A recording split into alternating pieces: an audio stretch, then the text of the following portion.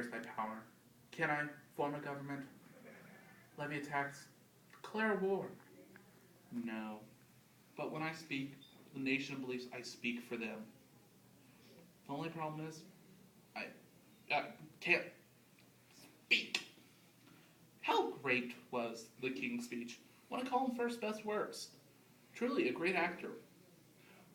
But the movie does point out a vice of our society, that we care more about presentation than information. And this fact has been applied throughout history. As we've seen, some of our most charismatic leaders have been Bill Clinton, Winston Churchill, Adolf Hitler, Mother Teresa, and an assortment of cult leaders. But, like King George VI, I had a speech problem when I first started out in debate 4 years ago. And I could not get those points that would give me the win, because I would be stuttering, stumbling, not be able to say much. But I did work on it. Like King George VI, I just practiced speaking. And granted, I didn't yell British profanity, but I still worked on it. And the point still stands of that we must work. If we do not work hard on how we speak, then we are often pushed off the wayside with every other person who can't speak. While the people who can speak get everything. Money, power, and the women. Now, in October 2012, NPR News did a story called Charming, Cold, Does the Presidential Personality Matter? Alex Spiegel interviewed Dean Simonton, a psychology professor at University of California. And he asked these three main questions in his interview. Does the presidential personality matter? That is, does the presidential personality matter once he's in office? And finally, what parts of life do charismatic personalities apply to? In order to hear the answers. No, not as long as the people agree with what he's doing, and the more charismatic personality will win the debate. This is a scary thought, since, according to Dean Simonton, our first few presidents were not that good of speakers. George Washington was just about an average speaker. So was John Adams. Thomas Jefferson was about average too. Then there was James Madison, who was actually below average. So was Monroe, and so was Quincy Adams. According to Dean Simonton, the first charismatic president was actually Andrew Jackson. Now, Andrew Jackson was a great president. And according to my U.S. history teacher, he's the type of president, along with Theodore Roosevelt, that you just want to sit down and have a beer with. Now, I'm not condoning underage drinking right here. I am just quoting what my U.S. history teacher said, who, oddly, is infatuated with many of the presidents that are manly men. But enough about my U.S. history teacher, and back onto the fact of Andrew Jackson was a great president, but he could have been a horrible dictator, for all we know, because people picked him based on personality. He was the people's president because he spoke very well. He sounded great. Now, have been considered breaks in speech and sounds by most current linguists.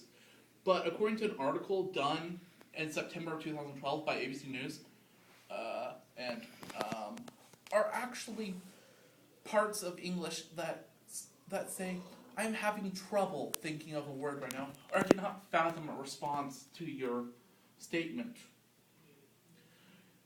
Also, according to PBSNews.com, an average person speaks 125 to 150 words per minute. Now, multiply that by 2, and that's how many words a person who does cross-examination debate speaks per minute.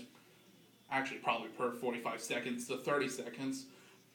Anyways, the point is that we speak a lot per minute, and it's hard not to stumble, because the communication process, according to NWLink.com, is long and complicated.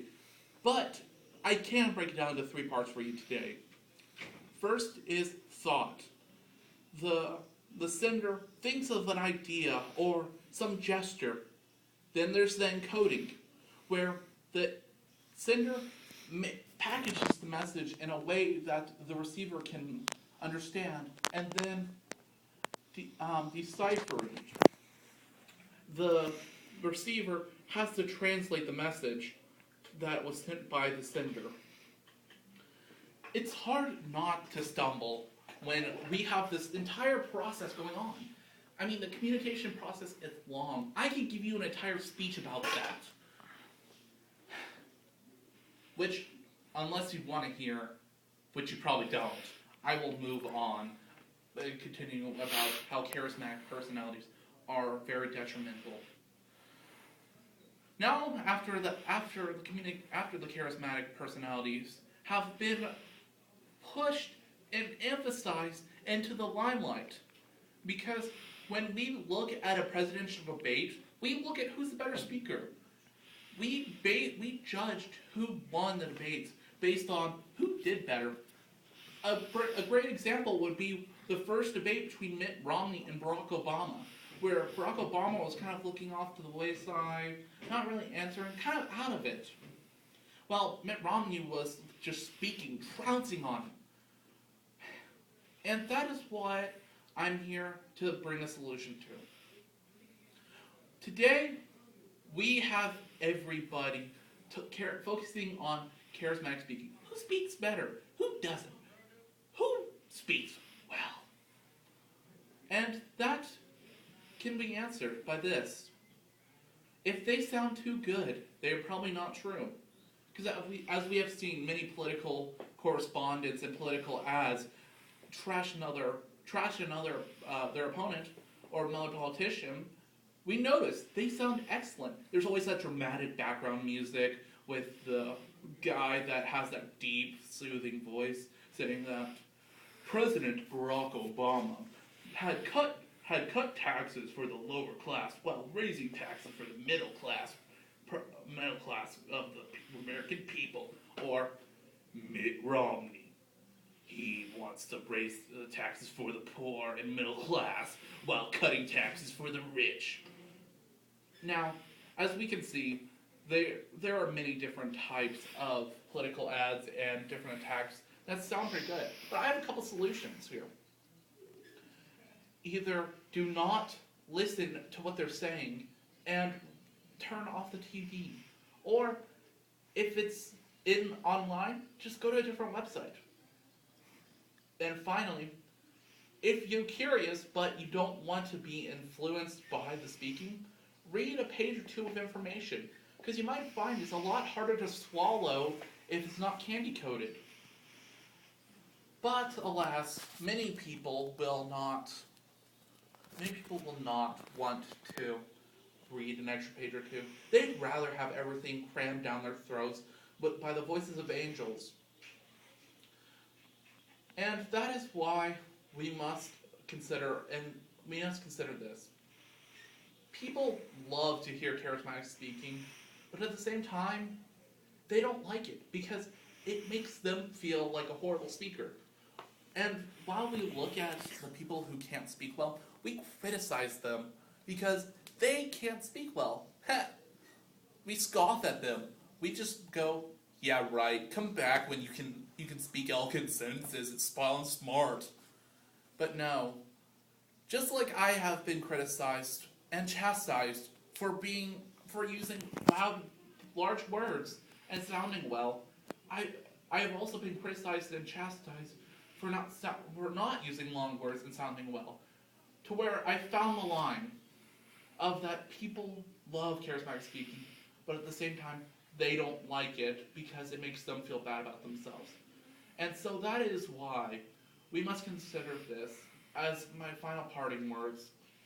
Charismatic speaking will lead to our destruction. Because if a politician had the voice of Morgan Freeman, they could probably take over the world. And with that thought, thank you.